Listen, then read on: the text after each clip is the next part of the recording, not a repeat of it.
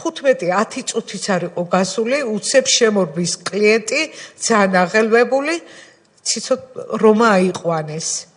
მეთქი რა ქნეს, რომ აიყვანეს, მე მგონი მოკლეს, კიდევაც ცოცხალი არ არის, პირდაპირ არ დაუმალა ამ სამკალს, მინდა რომ იცოდე. აიყვანეს და წაიყვანეს. უკვე რომ ვრეკავდი ტელეფონზე, ზარი გადიოდა ჩვეულებრივად, მაგრამ არავინ არ პასუხობდა. მე ყველას მისანათესაოს, ჩემს ახლობლებს დაურეკე. ტელეფონზე ვრეკავდით განუწყვეტლად. ზარი გადიოდა, მაგრამ არავინ არ პასუხობდა. მე ყველა ჩემებიც მოვიდნენ მანქანებით და დავეძებდით ყველგან. ერთადერთი პირველი რაც მოგვაფიქრდა, სახალხო დამცველის აპარატში მივედით, გამოყვა იქ ლადო იყო გალობლიშვილი. ხო და ეს ბიჭები, ჩემი ახლობლები, მანქანით დავეძებდით ყველგან, სადაც კი შეიძლებოდა. ყველა დაწესებულებას მივედეკით და არავინ პასუხს არ გვცემდა. არავინ ხმას არ იღებდა. მის სამუშაოს ადგილ ხელვაჩაურშიც გავედით. იქაც არავინ ხმას არ გვცემდა, არავინ არაფერი არ იცოდა. უცებ მან კაცი გააქრა, ჩაყლაპა და ბოლოს არც კი მახსოვს სამხედრო ბაზა ჭავჭავაზის ქუჩაზე რაღაც იქ შეიძლება ყავდეთო, რაღაც ესეთ გავიგეთ, რა ვიცი, ყველა დაწესებულებას მივადეკით. იქ როდესაც მივედით, კიდე ვითხოვეთ და თხოვდით, რომ ხო არ იცოდნენ რამე ეცნობენ, ვინათ არა, კიდე არაფერი რო არ ქნეს, ხო, პატრული მოვიდა ამ დროს და მანქანას ბუხთა ჩაქვილი დავაჩოქე, მეთქი მითხარით კაცი აიყვანეს და საათ ყავთ, გამაგებინეთ, ვეხვეწებოდი და არავინ არ იძრეოდა. პატრულის თანამშრომელი მაგნიდაც არ გადმოსულა, უკუსვლით გავიდა და ჩემმა ძმამ წამოაყენა, თავი შეიკავე, რა ხდება? ჯოჯოხეთი იყო ალბათ.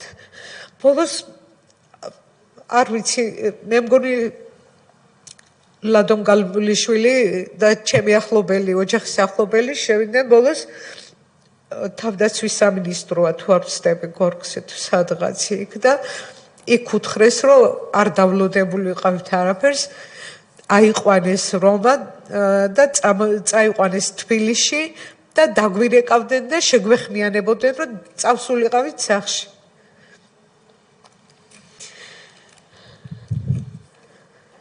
სახლში მისული არ ვიყავით 10-15 წუთი მივედით სახლში თუ არა, ქუჩიდან ჩვენი უბნის ინსპექტორებმა და ეგენმა დაიძახენ, რომ რამინაციაში ყავდათ რესპუბლიკურ სავაყყოფოში და იქ მივსულიყავით. უკვე ბნელდებოდა, უკვე შეღამებული იყო მთელი ამ ხნის განმავლობაში, იმდენს დავრბოდით, რომ როგორ შემოგველია დრო, ისიც კი ვერ გავიქთ. და სავაყყოფოსთან როდესაც წავედით მანქანები და მივედით, მე მგონია, რომ რამინაციაშია და რამინაციაშია. თქვენ მეუღლე და მიაკითხეთ, ქუჩიდან შემოგძახენ და არავითარი კარებზე მოსვლით და არ უთქვიათ ის. რომ მივედით იქ უკვე ფორმიანიც და უფორმოც 100 კაცი დაგხვდა და გვითხრეს, რომ ის პროზექტურაშია და გარდაცვალებულია უკვე. და უკვე არ ვიცი რა და მე ვარ და ალბათ ვკივოდი მთელი ხმით, ვანგრევდი ყველაფერს, ჩემი არავის არ ისმოდა.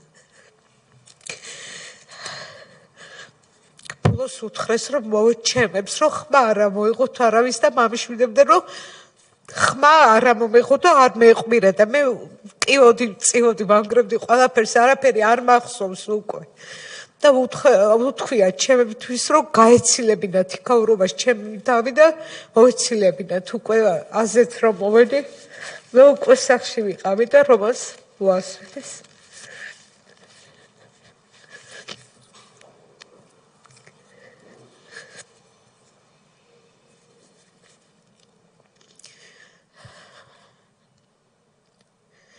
უბედურება ამით კიდე არ დამთავრებულა.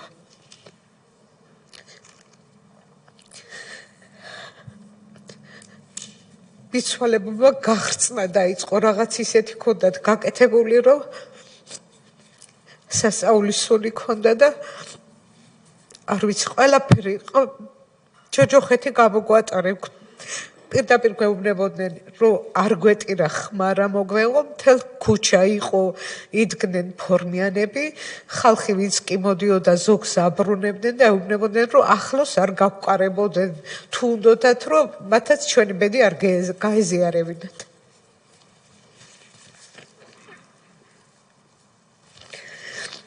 ამას ვინ აკეთებდა ქალბატონო ციცინო, ვინ გაფრთხილებდა ხმა არ ამოიღოთო? ხალხი პირდაპირ მოდიოდა და გვეუბნებოდნენ და ქუჩაში იდგა, ხალხი იმის გამო გვირეკავდა და გვეუბნებოდა, რომ ვერ შემოვდივართ, უკან გვაბრუნებდნენ.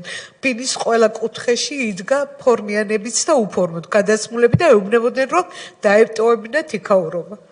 პირდაპირ. თქვენ მარტო აღმოჩნდით მიცვალებულთან თუ შემოუხდეს? ისე გამოდის, რომ სანახლობელი ადამიანებიც და უკვე ყველაფერ უღონეს ხმარობდი, ტელევიზია მოვიდა მახსოვს 25 არხი და ტელევიზია რო შემოვიდა, რომ მოვიხედე, ხო, მიცვალებულთან არავინ არ იყო, მარტო მე ვიყავი და ჩემი დაცვა.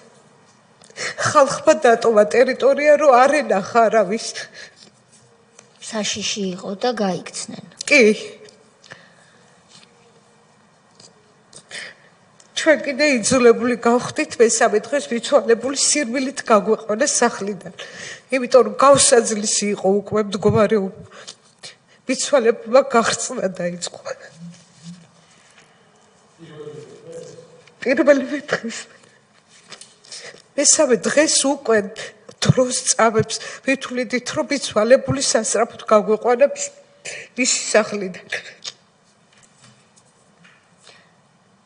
ხომ არ გნებავთ შევისვენოთ ქალბატონო ციცინო? შევისვენოთ 5 წუთი ტექნიკური შესვენება, გთხოვთ გამორთოთ ლაივი.